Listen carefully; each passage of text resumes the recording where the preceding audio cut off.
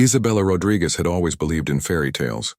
As a little girl, she would sit by her bedroom window, watching couples walk hand in hand down the cobblestone streets of her small town, dreaming of the day someone would look at her the way her father once looked at her mother. She imagined romance blooming like the roses in her grandmother's garden, slow and beautiful and meant to last forever. But fairy tales don't pay bills, and at 26, Isabella found herself staring at a stack of unpaid invoices that seemed to grow taller each day. The family bakery that had been her pride and joy for 5 years was drowning in debt. Her father's heart attack 6 months earlier had left him unable to work, and the medical bills kept coming like waves against a crumbling shore. The sweet smell of fresh bread and pastries that once brought her comfort now reminded her of everything she stood to lose. Each morning, she would unlock the bakery doors with shaking hands, knowing that every day brought her closer to closing forever. The building had been in her family for 3 generations. Her great-grandfather had started with nothing but flour and hope, building something beautiful that fed the whole community. Now Isabella felt like she was failing everyone who came before her. That's when David Thompson walked into her life. He wasn't the Prince Charming she had dreamed about, but he was something else entirely. He was stable. David worked as an accountant for a small firm in the next town over.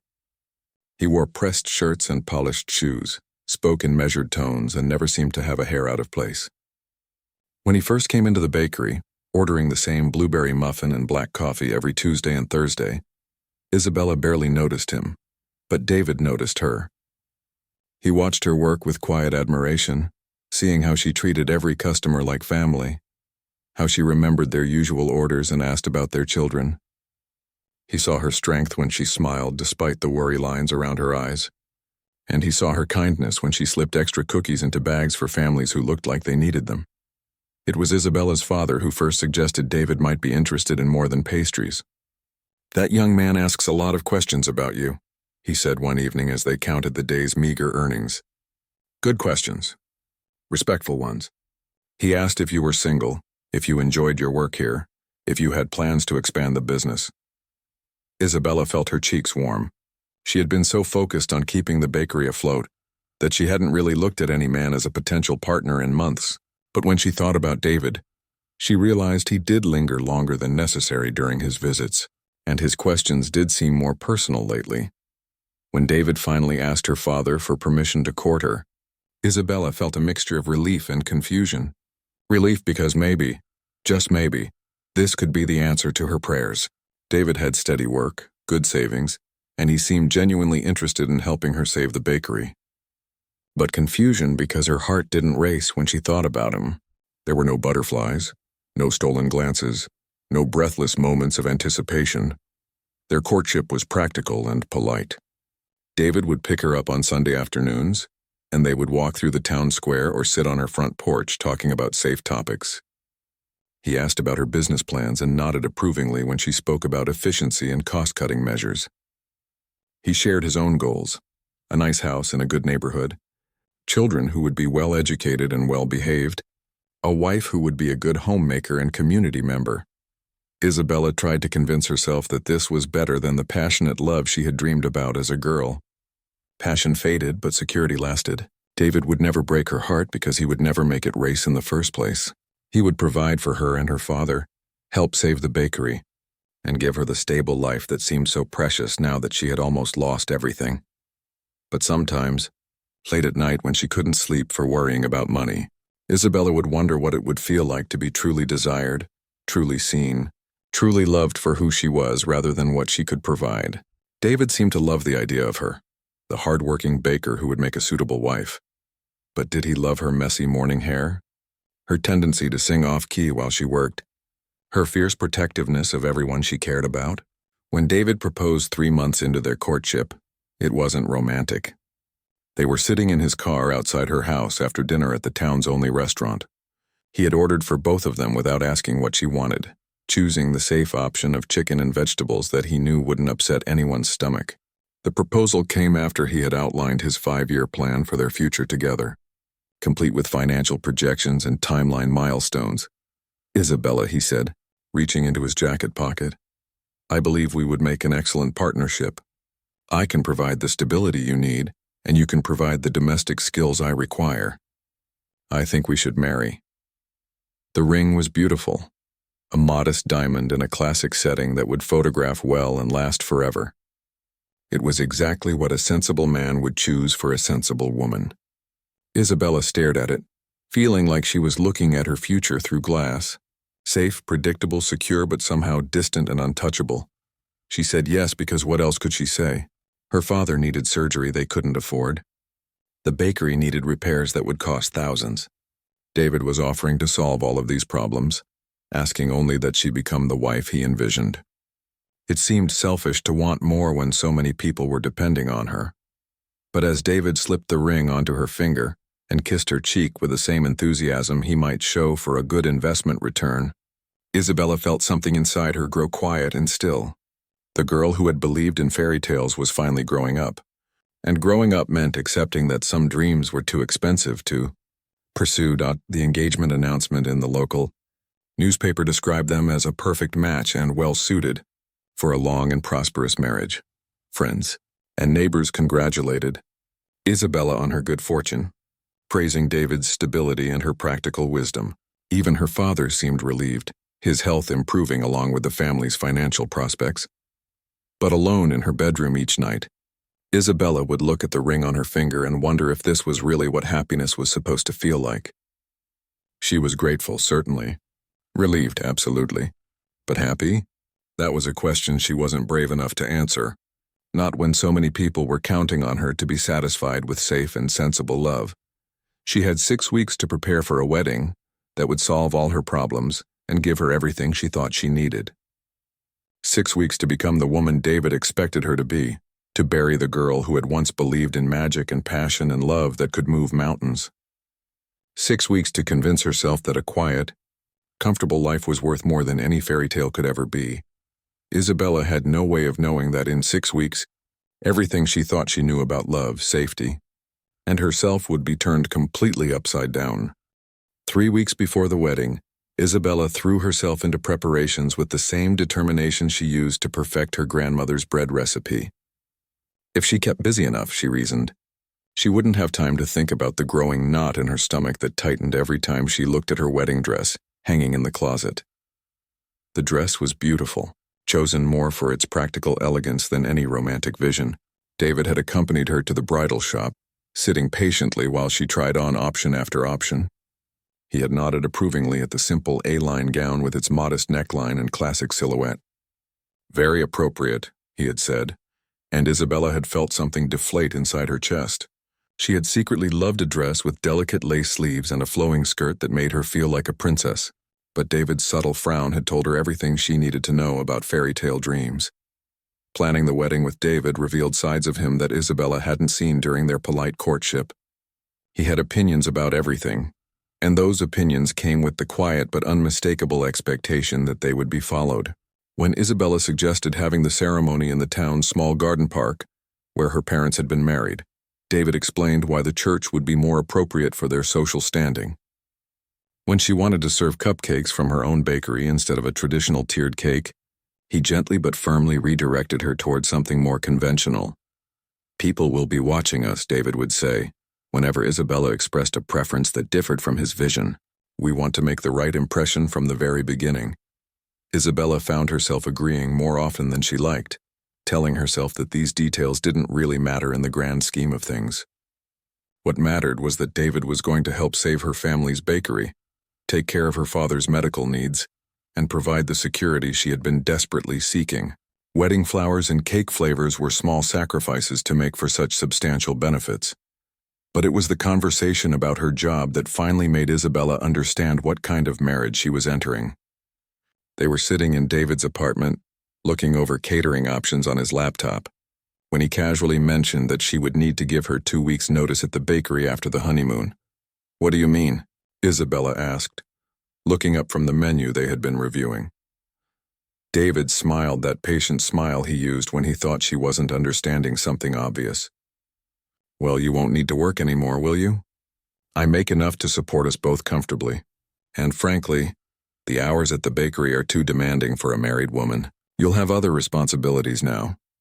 Isabella felt like someone had poured ice water through her veins. The bakery wasn't just her job.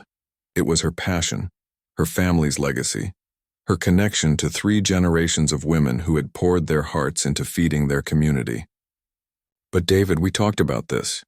You said you wanted to help me expand the business, maybe add a small cafe section. I said I wanted to help you stabilize it financially, David corrected gently. Once it's profitable again, we can hire a manager to run it. You'll have plenty to keep you busy at home, especially once we start our family. The way he said our family made it sound like another item on his carefully planned timeline, something to be scheduled between buying a house and increasing his retirement contributions.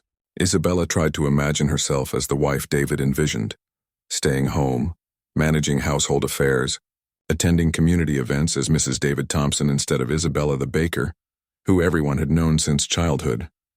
What if I want to keep working? She asked quietly. David's smile never wavered, but something shifted behind his eyes. Isabella, I think you're just nervous about the changes ahead. It's natural for women to feel anxious before marriage. But once you settle into your new role, you'll see how much better this arrangement will be for everyone. That phrase, your new role, echoed in Isabella's mind for days afterward. It made her feel like she was auditioning for a part in someone else's play, memorizing lines that didn't feel natural in her mouth. She tried to talk to her father about her concerns, but he was so relieved about their improved financial situation that he couldn't understand her hesitation. David is a good man, her father would say whenever Isabella tried to express her doubts. He's going to take care of you the way I always wanted someone to. You're lucky to find a man who's so responsible and committed. Isabella's best friend Rosa tried to be supportive, but even she seemed to think Isabella was getting cold feet over nothing. All couples have adjustments to make, Rosa said over coffee one afternoon. David might seem a little controlling now, but once you're married, you'll find ways to compromise. And think about what you're gaining. No more staying awake at night worrying about bills, no more working 16-hour days during holiday seasons. Maybe this is exactly what you need. But late at night, when Isabella was alone with her thoughts, she couldn't shake the feeling that she was slowly disappearing. The woman David wanted to marry was a carefully edited version of herself. Quiet instead of outspoken, compliant instead of independent, content with domestic life instead of passionate about her work. She had been changing little things about herself for weeks, speaking more softly, deferring to his preferences, hiding the parts of her personality that seemed to make him uncomfortable. The worst part was that she could see how it could work. David would never hurt her, never cheat on her, never abandon her the way some husbands did. He would provide exactly what he promised, a secure, respectable life with all the practical benefits she needed. Many women would consider themselves fortunate to marry such a reliable man. But was fortune the same thing as happiness? And was security worth the price of becoming someone she didn't recognize? 2 weeks before the wedding, Isabella had a dream that felt more real than her waking life. She dreamed she was standing in a vast field of wildflowers, wearing a flowing dress that caught the wind and made her feel like she could fly.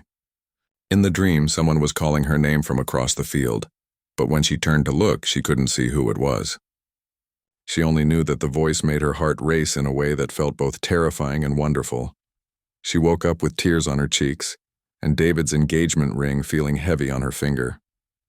Outside her window, the sun was rising over the town where she had lived her entire life, painting everything in golden light that made even the most ordinary things look magical. Isabella sat up in bed and wondered if she was making the biggest mistake of her life. But with invitations already sent, deposits already paid, and her father's surgery scheduled for the month after the wedding, she felt trapped by the momentum of her own choices. She had committed to this path, and backing out now would hurt too many people who were counting on her. The practical woman she had become knew that dreams were luxuries she couldn't afford, and the scared girl inside her whispered that maybe David's version of love was the only kind she deserved. 10 more days until the wedding. 10 more days to convince herself that a life without passion was better than a life without security. 10 more days to prepare for a future that felt like wearing clothes that didn't quite fit, hoping she would eventually grow into them or at least stop noticing how uncomfortable they made her feel. The day before her wedding, Isabella had one final errand to complete. Mrs. Chen, The elderly seamstress who had been altering wedding dresses in town for over 30 years had called to say the final adjustments to Isabella's gown were ready. It should have been an exciting moment, collecting the dress she would wear to marry the man who would solve all her problems and give her the stable life she thought she wanted. Instead, Isabella felt like she was sleepwalking through someone else's dream as she walked down Main Street toward the small tailor shop. The October afternoon was crisp and bright, with golden leaves swirling around her feet and the kind of clear blue sky that made everything look sharper and more vivid than usual.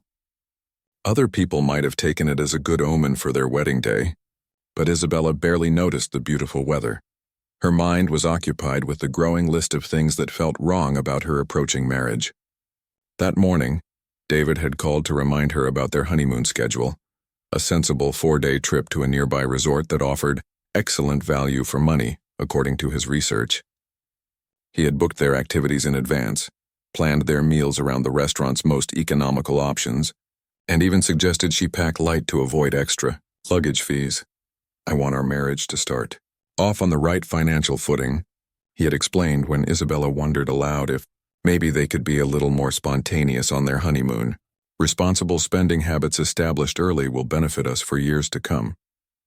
Isabella had hung up the phone feeling like David had just scheduled a business meeting rather than a romantic getaway.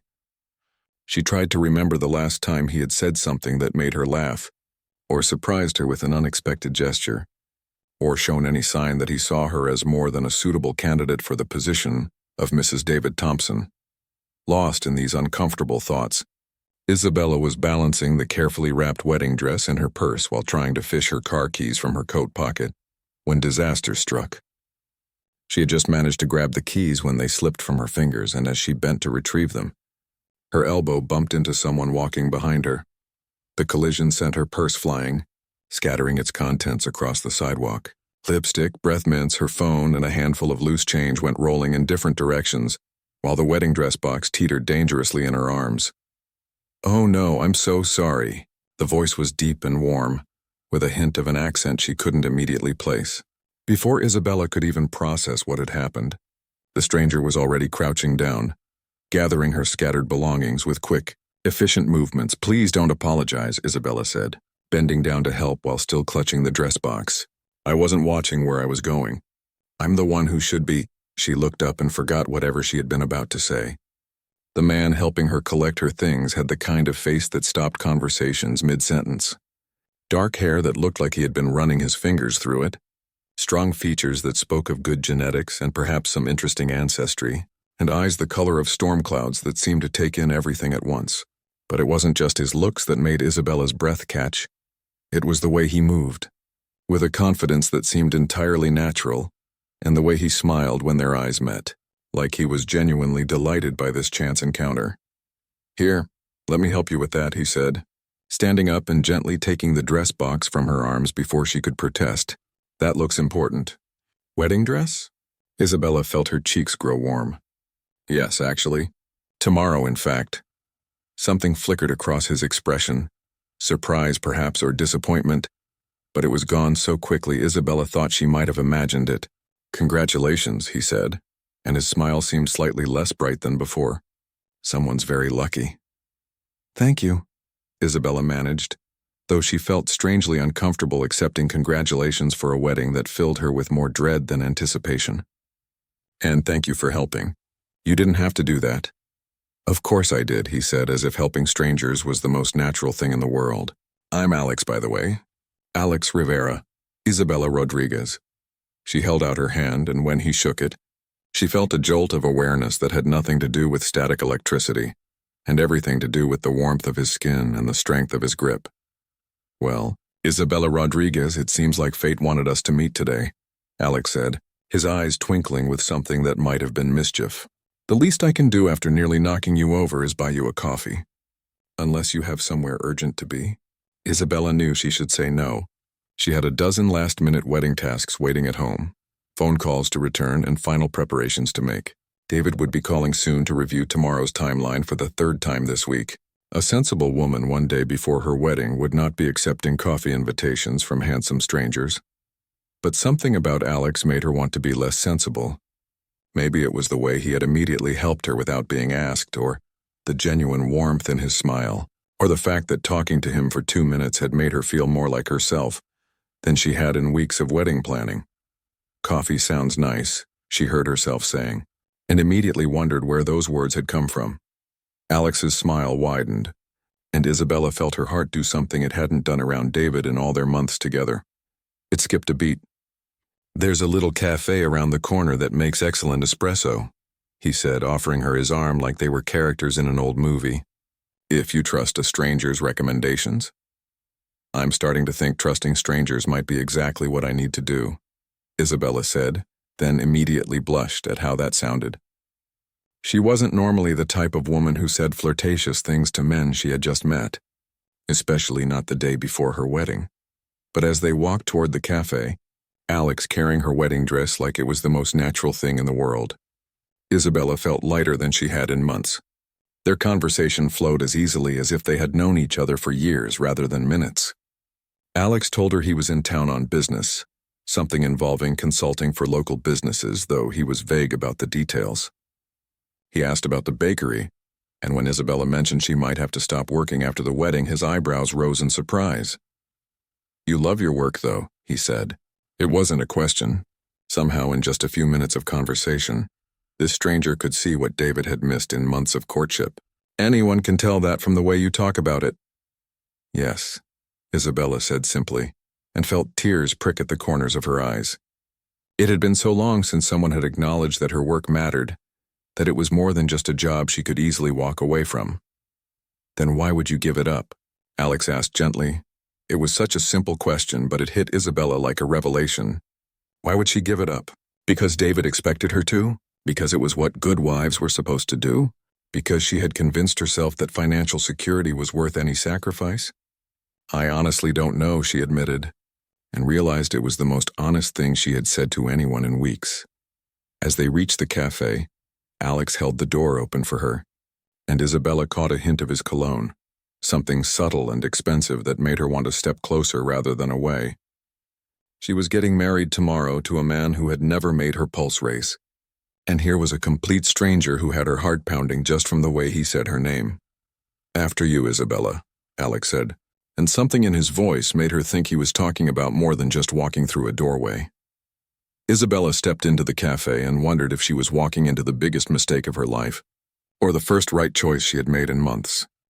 The cafe was nearly empty in the late afternoon lull between lunch and dinner. Soft jazz played from hidden speakers, and the warm lighting made everything feel intimate and private. Isabella had walked past this place hundreds of times but had never been inside. David preferred the chain restaurant across town with their standardized menus and predictable service. Alex guided her to a small table by the window, carefully placing her wedding dress box on an empty chair like it was made of precious glass. When the waitress approached, he ordered an espresso for himself and asked Isabella what she preferred. "Surprise me," Isabella said, then immediately wondered why she kept saying things that felt so unlike her usual careful self. Alex smiled at her answer and told the waitress, "2 cappuccinos, and whatever pastry you think pairs best with a conversation between new friends." "New friends?" Isabella repeated once they were alone. "Is that what we are?" "I hope so," Alex said, leaning back in his chair with an easy confidence that made Isabella acutely aware of how tense she had been carrying herself for weeks. "Unless you're the type of person who doesn't make friends with people who accidentally knock into them on sidewalks. I'm usually not the type of person who has coffee with strangers the day before my wedding," Isabella admitted, twisting her engagement ring around her finger without realizing she was doing it. Alex noticed the nervous gesture but didn't comment on it directly. Instead, he asked, "What type of person are you then?" It should have been an easy question. Isabella had spent 26 years knowing exactly who she was: the responsible daughter, the dedicated baker, the woman who put everyone else's needs before her own. But sitting across from Alex, she realized she wasn't sure anymore. "I used to know," she said honestly. "I was the person who had everything planned out, who made sensible choices, who did what was expected of her. But lately I feel like I'm wearing someone else's clothes and pretending they fit."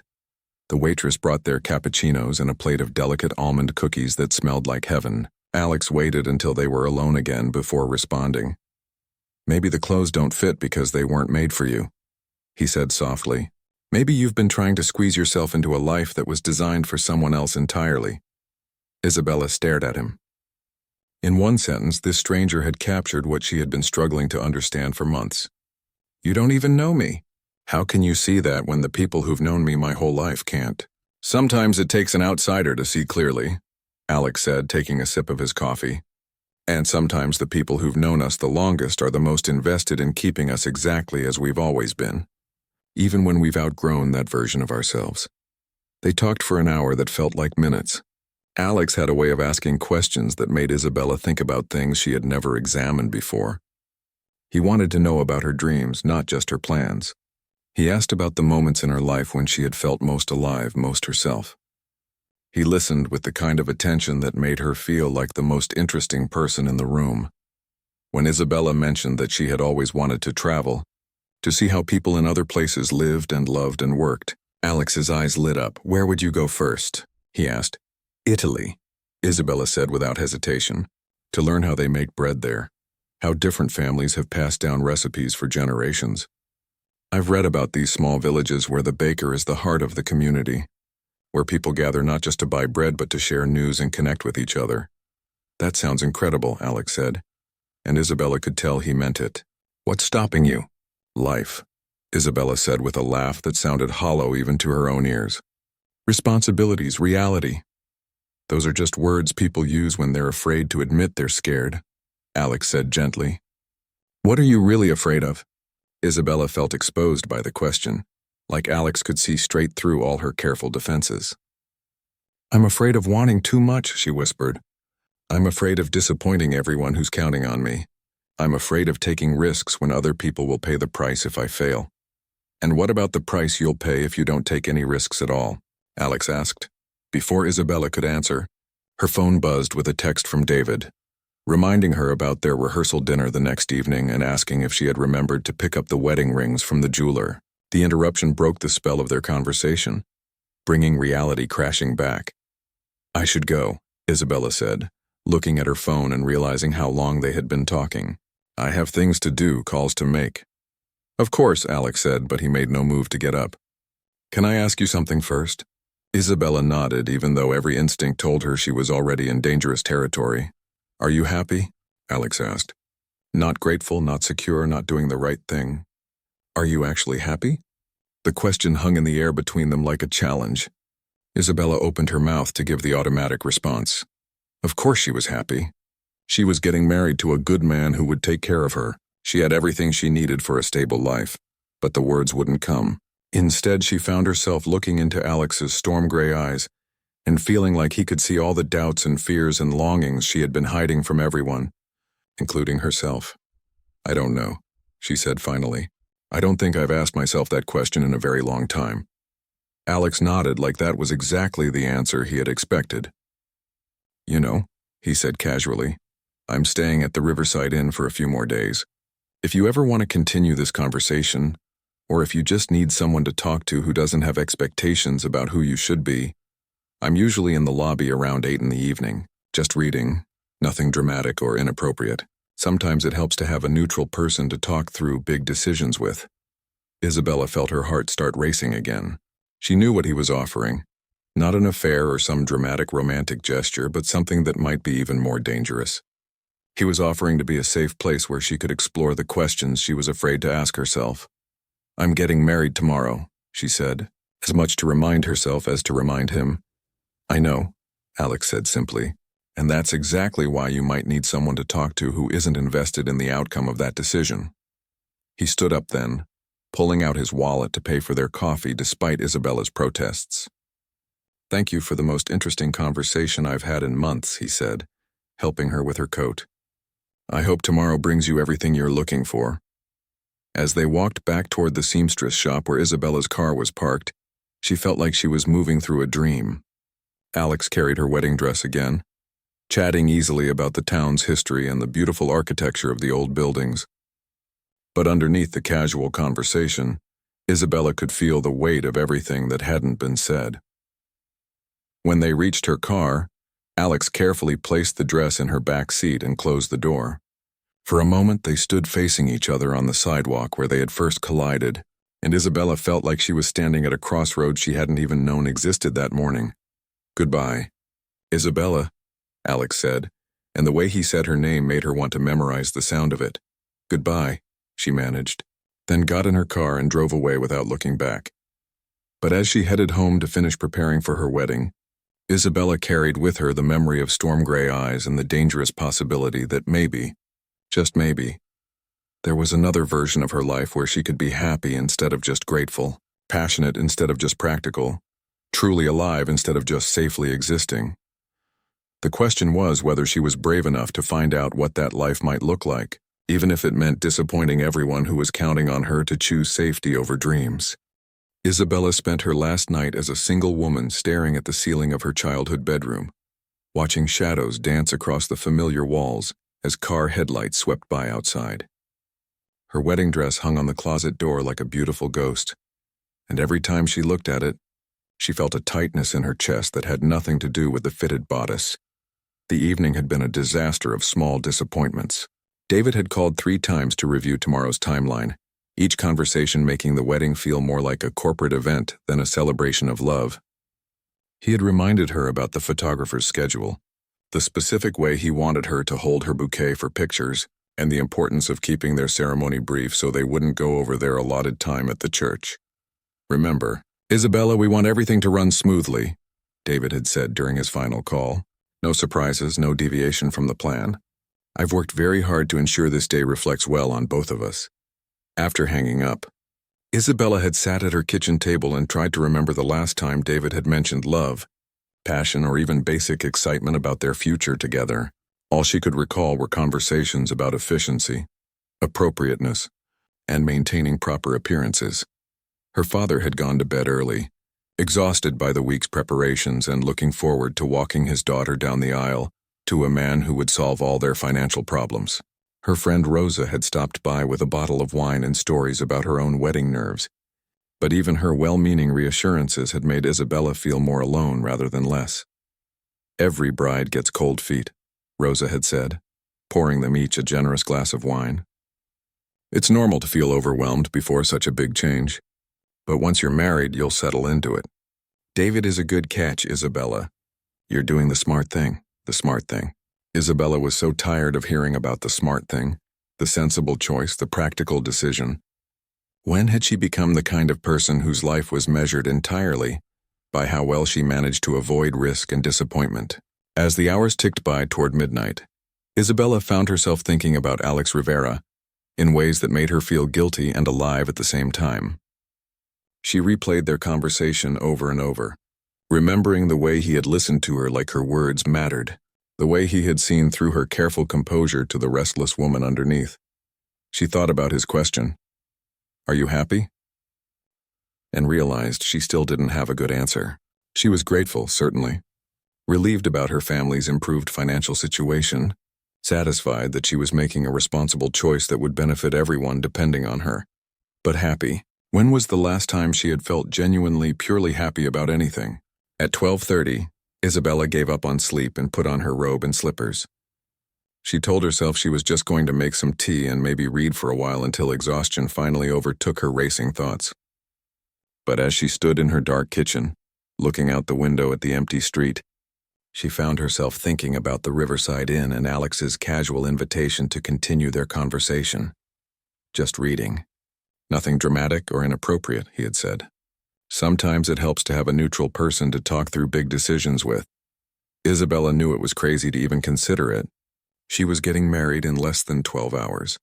She should be home, getting her rest, preparing herself mentally and emotionally for the biggest day of her life.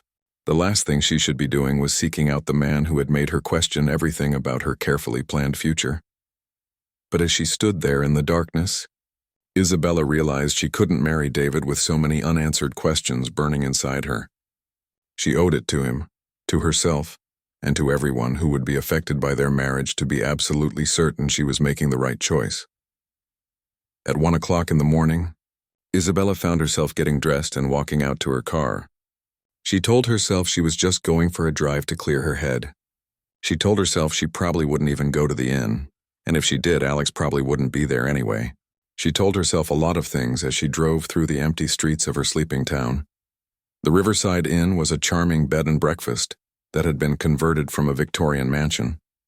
Even at this hour, soft lights glowed in the windows of the main lobby, and Isabella could see someone sitting in one of the comfortable chairs by the fireplace, a book open in his lap.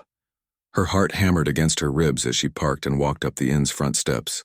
She still wasn't sure what she was doing there, what she hoped to accomplish, or how she would explain this to anyone who asked. All she knew was that she needed to understand what Alex had seen in her that afternoon, what possibilities he had glimpsed that everyone else seemed determined to ignore. Alex looked up when she entered the lobby, and if he was surprised to see her, he didn't show it. He simply smiled and closed his book, as if he had been expecting her all along. "Couldn't sleep?" he asked gently. "I kept thinking about what you asked me," Isabella said, taking the chair across from him, "about whether I'm happy, and I realized I don't know how to answer that question because I'm not sure I know what happiness feels like anymore." "Tell me about a time when you were sure," Alex said, settling back in his chair like they had all the time in the world. Isabella thought for a moment. "When I was 15, my grandmother taught me to make her special cinnamon bread. It was this complicated recipe that had been passed down through 4 generations, and I was the first person outside our family she had ever shared it with. I spent the whole summer learning every step, every trick, every secret ingredient." She smiled at the memory, feeling some of the tension leave her shoulders. "The day I finally made a perfect loaf on my own, my grandmother cried. She said I had baker's hands and a baker's heart, and that the bread knew it could trust me with its secrets. I felt like I had discovered who I was meant to be." "And how did that feel?" Alex asked. "Like coming home to myself," Isabella said softly. "Like everything made sense and I was exactly where I belonged in the world." "When was the last time you felt that way?" Isabella considered the question seriously. "I honestly can't remember. Maybe not since that summer with my grandmother. They talked until nearly dawn." Alex shared stories about his own journey of figuring out what mattered to him, about the years he had spent doing work that looked successful from the outside, but left him feeling empty inside. He talked about the moment he had decided to stop living the life other people expected him to live and start building something that actually made him excited to wake up in the morning. "The hardest part," Alex said as the first hints of daylight began to creep through the lobby windows, "wasn't disappointing other people. It was admitting to myself that I had been sleepwalking through my own life, going through the motions instead of actually living." "But what if living costs too much?" Isabella asked. "What if following your heart means hurting people you love? What if not following your heart means losing yourself completely?" Alex countered. "What if you spend the next 50 years being the person everyone else needs you to be and never find out who you actually are?" Isabella felt tears prick at the corners of her eyes. "I'm scared," she whispered. "I'm scared of wanting more than I'm supposed to want. I'm scared of letting everyone down. I'm scared of making the wrong choice and ruining everything." "Fear is information," Alex said gently, "but it's not a decision maker. The question isn't whether you're scared. The question is what you're more afraid of. Making a mistake or never making a choice that's truly your own." As the lobby gradually filled with morning light, Isabella felt something shifting inside her chest. Not answers exactly, but a clarity she hadn't experienced in months. For the first time since David had proposed, she felt like she could see her situation clearly instead of through the fog of other people's expectations and her own desperate need for security. "I should go," Isabella said finally, knowing that her father would wake soon and expect to find her home, preparing for her wedding day. "Yes," Alex agreed, standing up as she did. "You have a big day ahead of you." They walked to the inn's front door together, and for a moment they stood facing each other in the morning light streaming through the windows. Isabella felt like she was seeing Alex clearly for the first time, not just his handsome face and easy confidence, but the kindness in his eyes and the way he had spent hours listening to her without trying to fix her or convince her of anything. "Thank you," she said simply. "For what?" "For seeing me," Isabella said. "For asking questions that made me think instead of just telling me what I should do. For helping me remember what it feels like to be curious about my own life instead of just resigned to it." Alex smiled, and Isabella felt her heart do that fluttering thing it had been doing around him since they first met. "Whatever you decide today, he said. "Make sure it's your choice, not someone else's version of what your choice should be." Isabella nodded, not trusting herself to speak. She walked to her car feeling like she was carrying something precious and fragile. Not answers, but the courage to ask the questions that mattered. In a few hours, she would put on her wedding dress and walk down the aisle toward the life everyone expected her to choose. Isabella stood before her bedroom mirror, adjusting the delicate pearl necklace that had belonged to her grandmother. The wedding dress fit perfectly after Mrs. Chen's expert alterations, and her makeup had been applied with professional precision by her cousin Maria, who had insisted on doing Isabella's face as her wedding gift.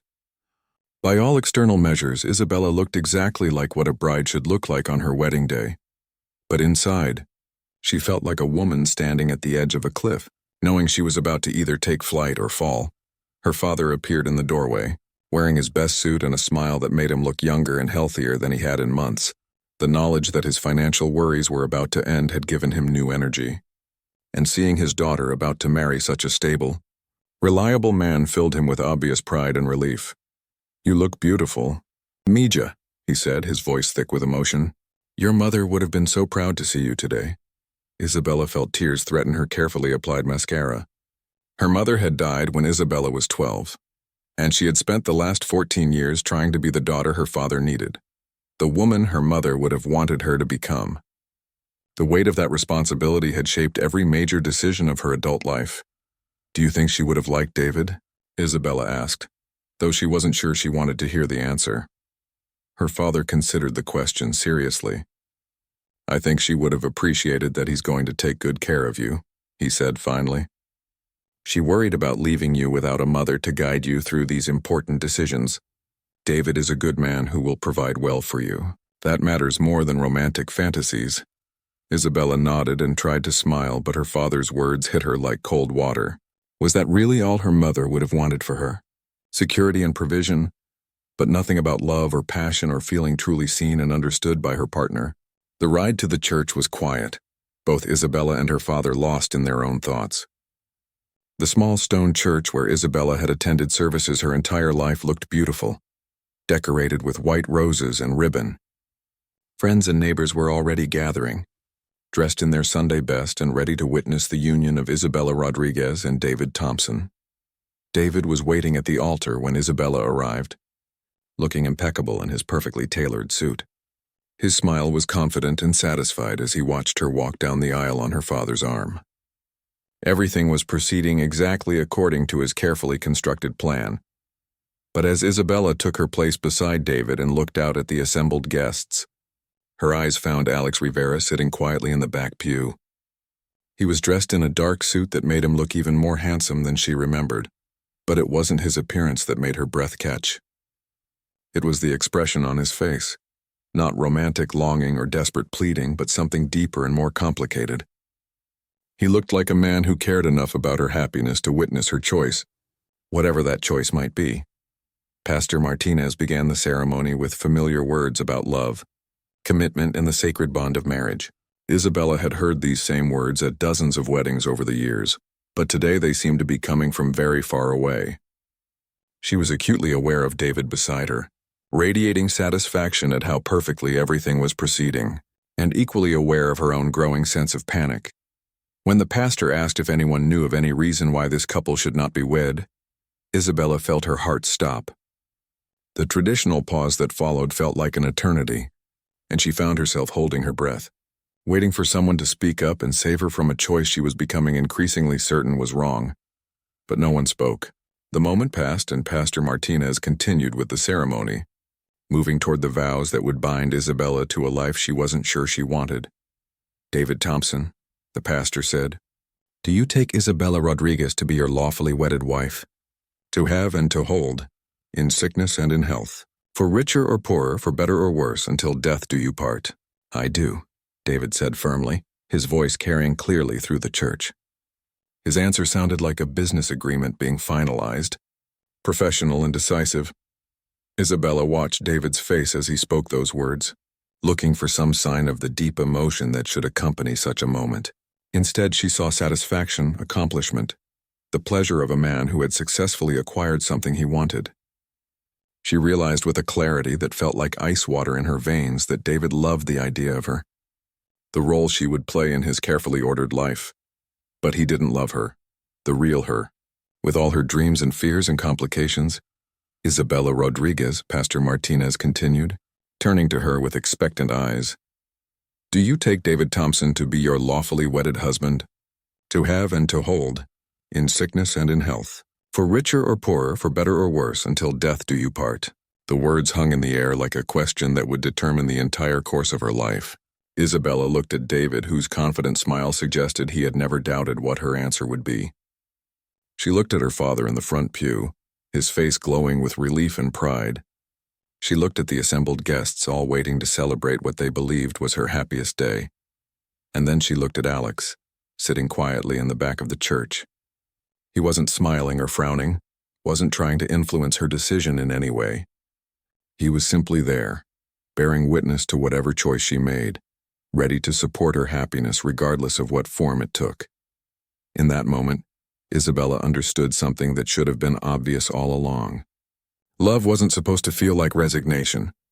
Marriage wasn't supposed to be a business transaction, and she wasn't supposed to spend the rest of her life being grateful for a man who saw her as a suitable acquisition, rather than a woman worth cherishing. Isabella began, and her voice cracked slightly. She cleared her throat and tried again, her words growing stronger with each syllable. I can't do this. The church fell into complete silence. David's confident smile faltered, replaced by confusion and then growing alarm. Her father half rose from his seat, his face a mask of shock and concern. Isabella? Pastor Martinez said gently. Would you like a moment? No, Isabella said, her voice growing clearer and more certain with each word. I don't need a moment. I can't marry David because I don't love him the way a wife should love her husband. And he doesn't love me the way I deserve to be loved. The murmur that went through the assembled guests sounded like wind through leaves, but Isabella barely heard it. All her attention was focused on David, whose face was cycling through confusion, anger, and something that looked disturbingly like calculation. Isabella, you're obviously having a moment of panic, David said, his voice carefully controlled but with an edge that made several people in the front pews shift uncomfortably. This is completely normal. Perhaps we should take a brief break and discuss this privately. No, David, Isabella said, pulling off her engagement ring and holding it out to him. This isn't panic. This is clarity. I've been trying to convince myself that security and stability were enough, but they're not. I deserve to be loved for who I am, not just for how well I fit into someone else's life plan. David's mask slipped completely then, and for the first time since Isabella had known him, she saw real emotion on his face. But it wasn't heartbreak or even disappointment. It was anger and wounded pride. You're making a huge mistake, he said, his voice low but carrying clearly in the silent church. You're throwing away everything we've built together, everything we planned. For what? Some fantasy about love that doesn't exist in the real world? Maybe. Isabella said, surprised by how calm she felt now that she had finally spoken the truth. But it's my mistake to make. She turned to face the assembled guests, many of whom were people she had known her entire life. I'm sorry for any inconvenience or embarrassment this causes, she said, her voice carrying to every corner of the church. But I can't promise to love, honor, and cherish someone when I know in my heart that we would both be settling for less than we deserve. Without waiting for responses, Isabella gathered her skirts and walked down the aisle toward the church doors. As she passed Alex's pew, their eyes met for just a moment. He gave her the smallest nod, not encouragement or approval, but acknowledgement of her courage to choose herself over everyone else's expectations. Isabella pushed through the church doors and stepped into the bright October sunshine, feeling like she could breathe fully for the first time in months. Behind her, she could hear the chaos of shocked conversations and her father calling her name. But she didn't turn back. She had made her choice, and for the first time in years, it felt like her own. Walking toward her car in her wedding dress, Isabella felt terrified and exhilarated in equal measure. She had no idea what came next, no plan for how to rebuild her life or repair the relationship she had just damaged. All she knew was that she had finally chosen truth over comfort, possibility over security, and her own authentic voice over the expectations of everyone else. It was the scariest thing she had ever done, and also the most honest. And for the first time in longer than she could remember, Isabella felt genuinely, completely alive. 3 days after the wedding that never happened, Isabella sat in her kitchen still wearing the same sweatpants and oversized sweater she had put on after finally taking off her wedding dress. The phone had been ringing nonstop with calls from concerned relatives, confused wedding guests, and vendors wanting to know about payment for services that had been rendered but never completed. Her father hadn't spoken to her since she had come home from the church. He spent his days sitting on the front porch staring at nothing, and Isabella knew he was calculating how they would manage the medical bills and bakery debts without David's financial support. The guilt was eating her alive, but not enough to make her regret her decision. Rosa had stopped by twice, bringing food that Isabella barely touched and advice that ranged from supportive to exasperated. "I understand cold feet," Rosa had said during her second visit, "but you literally left David at the altar. In front of the entire town. People are talking, Isabella. Some of them are saying you lost your mind." "Maybe I did," Isabella had replied. "Maybe losing my mind was exactly what I needed to do. David himself had called once, his voice cold and professional as he informed her that he would be pursuing compensation for wedding expenses and that she should expect to hear from his lawyer about the money he had already advanced for her father's medical care. The threat had scared Isabella more than she wanted to admit, but it had also confirmed that her instincts about David's true nature had been correct. On Thursday morning, Isabella was attempting to sort through the pile of wedding gifts that needed to be returned when someone knocked on her front door. She almost didn't answer, assuming it was another well-meaning neighbor coming to check on her mental state or offer unsolicited advice about how to fix the mess she had made. But when she peered through the window, she saw Alex Rivera standing on her porch holding a cup of coffee and looking like he had something important to say. Isabella opened the door, suddenly self-conscious about her appearance. "Alex, what are you doing here?" "I brought you coffee," he said simply, offering her the cup. "And I thought you might want to know some things about David Thompson that I've learned since Saturday." Something in his tone made Isabella step aside and let him in. They sat at her kitchen table, and Alex pulled out a manila folder that he placed between them. "I told you I was in town on business," Alex began, "but I wasn't entirely honest about what kind of business. I'm a private investigator who specializes in financial crimes. I was hired by the State Attorney General's office to look into some suspicious activity at David's accounting firm." Isabella felt the coffee cup grow heavy in her hands. "What kind of suspicious activity?" "Money laundering, primarily. David's firm has been processing payments for some very unsavory clients, and David himself has been instrumental in helping them clean their money through legitimate business accounts."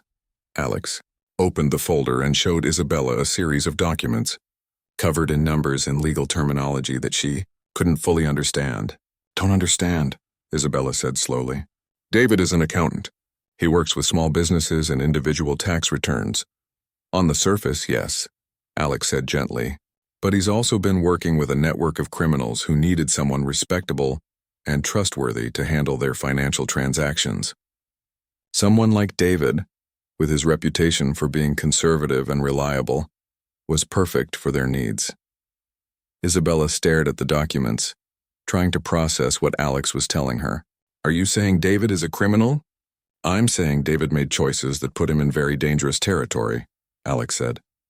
"The people he was working with don't typically allow their business partners to simply walk away or make mistakes.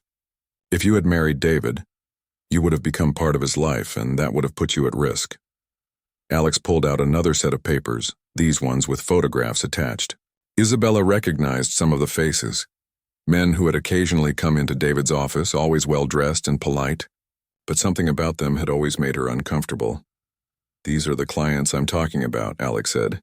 "2 of them are currently under federal investigation for drug trafficking. One is suspected of running an illegal gambling operation.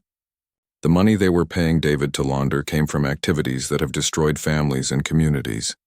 Isabella felt sick. Did David know where the money was coming from? "Oh, he knew," Alex said, his voice hardening slightly. "The fees he was charging were far too high for legitimate accounting work. He knew exactly what he was doing, and he did it anyway because the money was too good to pass up." The implications of what Alex was telling her began to sink in. If she had married David, she would have been legally connected to his activities. Any assets in his name could have been seized if he was arrested. Any money he had promised to use for her father's medical care or the bakery's debts could have disappeared overnight. "How long have you known this?" Isabella asked. "I've been investigating for about 6 months," Alex said. "When I came to town, I was gathering final evidence to present to the federal prosecutor. David's arrest is imminent, probably within the next week or two." Isabella thought about David's cold phone call threatening to sue her for wedding expenses and demand repayment of money he had advanced.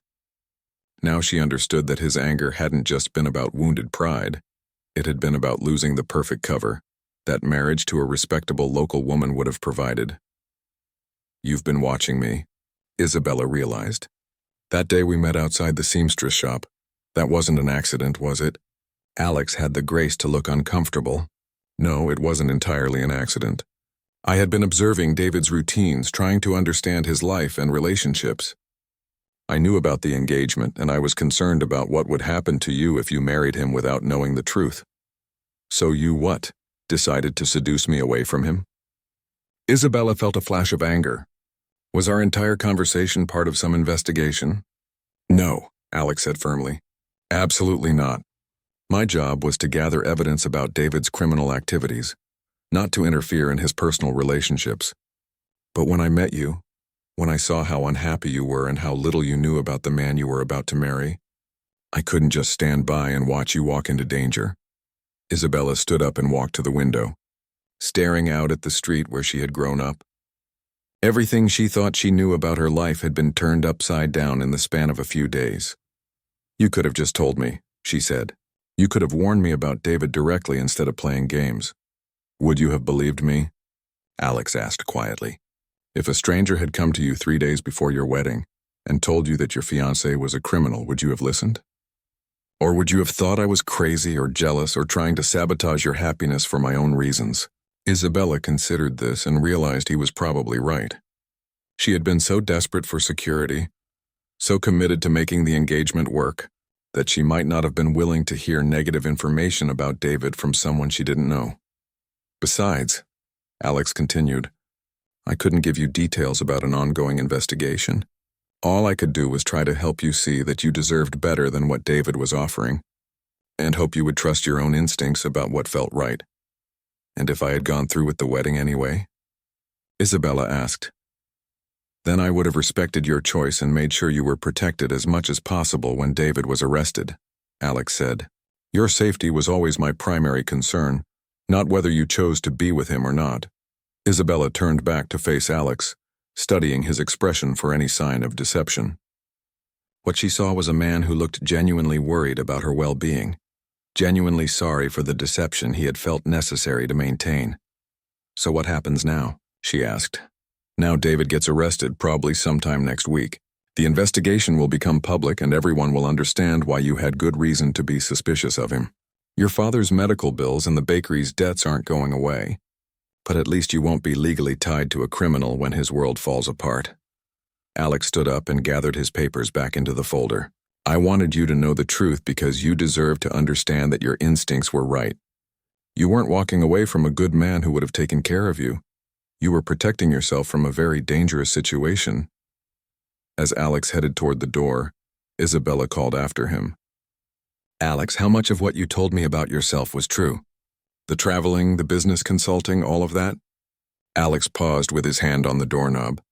"Most of it was true. I do travel a lot for work, just not the kind of work I implied.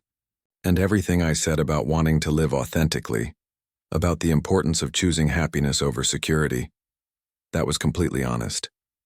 That conversation we had at the inn was the most real I've been with anyone in a very long time." After Alex left, Isabella sat in her quiet kitchen and tried to process everything she had learned. In the span of 1 week, she had discovered that the man she almost married was a criminal. The stranger who had made her question everything was actually an undercover investigator, and the choice she had made in a moment of desperate clarity had quite possibly saved her from disaster. 6 months later, Isabella stood in the expanded kitchen of Rodriguez Family Bakery, pulling a tray of her grandmother's cinnamon bread from the new commercial oven she had been able to purchase with the insurance money from David's arrest. The bread smelled like home and hope, and as she set it on the cooling rack, she felt that familiar sense of rightness that had been missing from her life for so long. The months following David's arrest had been difficult, but transformative. When the news broke that David Thompson had been charged with money laundering and conspiracy to commit fraud, the town had buzzed with shock and speculation. Some people had approached Isabella with apologies for doubting her judgment, while others whispered that she must have known something was wrong all along. Isabella had learned to ignore the gossip and focus on rebuilding. The life insurance policy that David had pressured her to sign before their engagement turned out to be one of the few legitimate things he had done. And when his criminal assets were seized, the insurance company had honored their obligation to pay out money that had been intended to secure Isabella's future as David's wife. More importantly, the federal investigation had revealed that David had been stealing from client accounts to fund his lifestyle and pay his criminal associates. When those funds were recovered and returned to their rightful owners, Isabella's father had received back money that David had claimed was a loan for medical expenses. It turned out David had been stealing from the bakery's business account for months, taking money he claimed was for taxes and fees but actually using for his own purposes. The return of those funds, combined with the insurance payout and a small business loan that Isabella qualified for on her own merit, had allowed her to not only save the bakery but expand it. She had added the cafe section she had always dreamed about, with small tables where customers could sit and enjoy fresh pastries. With coffee and conversation, her father had gradually come to understand that Isabella's dramatic wedding decision had actually saved their family from financial ruin and potentially physical danger. The federal agents who had interviewed them after David's arrest had made it clear that David's criminal associates didn't take kindly to people who might expose their activities, and being married to David would have put Isabella in a very precarious position. "I'm proud of you, Mija," her father had said one evening as they worked together to prepare the next day's inventory. "I thought you were being foolish and romantic, but you were actually being braver and smarter than any of us realized." Rosa had apologized for pushing Isabella toward the marriage, admitting that she had been so focused on the practical benefits that she had ignored Isabella's obvious unhappiness. "I should have listened to what you weren't saying," Rosa had said. "You were trying to convince yourself as much as everyone else, and I should have seen that. But it was Alex's presence in her life that had made the biggest difference in Isabella's journey toward rebuilding." After David's arrest, Alex had stayed in town longer than his investigation required, officially to wrap up paperwork and testify when needed. But Isabella suspected there were other reasons as well. Their relationship had developed slowly and carefully, built on a foundation of honesty after the initial deception about his identity. Alex had been completely transparent about his work, his past, and his feelings for Isabella. He had also been patient about her need to establish her independence and figure out who she was outside of other people's expectations. "I don't want to be another man sweeping in to rescue you," Alex had said during one of their long conversations in the early days after David's arrest. "You've just escaped from someone who wanted to control your life, and the last thing you need is someone else trying to make decisions for you." Alex had proven his commitment to Isabella's autonomy by supporting her business dreams without trying to take over or manage her choices. When she had worried about taking on debt to expand the bakery, he had helped her research options and understand contracts. But he had never tried to influence her decisions or offer financial help that would create obligation between them. He had also been honest about the challenges his career created for relationships. As a private investigator specializing in financial crimes, Alex traveled frequently and sometimes dealt with dangerous people. He couldn't always talk about his work, and he couldn't always predict when cases would require him to be away for extended periods. "I understand if that's not the kind of life you want to share," Alex had said. "You've had enough uncertainty and danger. If you need someone who can offer you complete stability and predictability, I'm not that person." But Isabella had discovered that the kind of security she really needed wasn't about having every day planned out in advance. What she needed was emotional security, the knowledge that she was truly seen, valued, and supported by someone who encouraged her growth rather than trying to limit it. With Alex, Isabella felt free to be her complete self. He celebrated her successes at the bakery and listened patiently when she worried about business decisions. He encouraged her to pursue her dream of traveling to Italy, to study traditional bread-making techniques, and he had even offered to help her research culinary programs that offered international study opportunities. "You light up when you talk about learning new techniques and meeting other bakers," Alex had observed. "That trip isn't just a vacation, it's an investment in your passion and your business."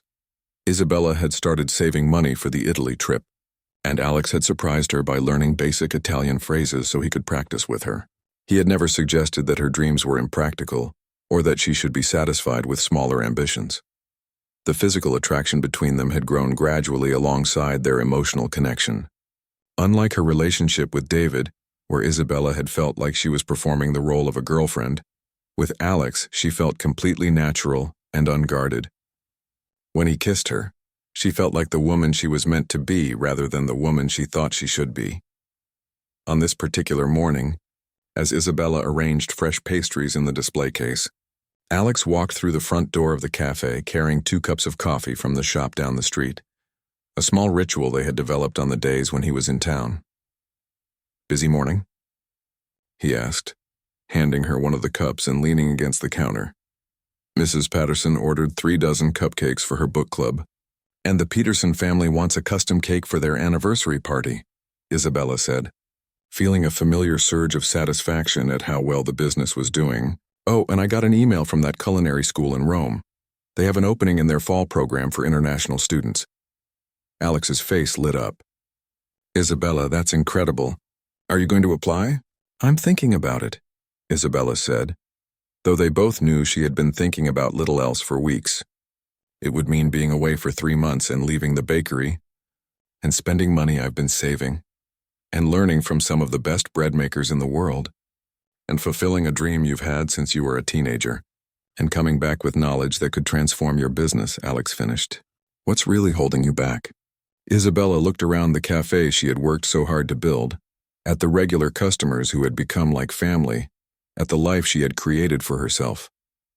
6 months ago, she had been prepared to give up everything that mattered to her for the sake of security. Now she had security that she had earned herself, and the opportunity to pursue dreams she had barely dared to acknowledge. "I guess I'm still learning how to choose possibility over safety," she admitted. Alex set down his coffee and took her hands in his. "What if I told you that some of us are braver when we have people cheering us on? What if I promised to help you find someone reliable to manage the bakery while you're gone, and to be here when you get back to hear about everything you learned? You'd really do that?" Isabella asked.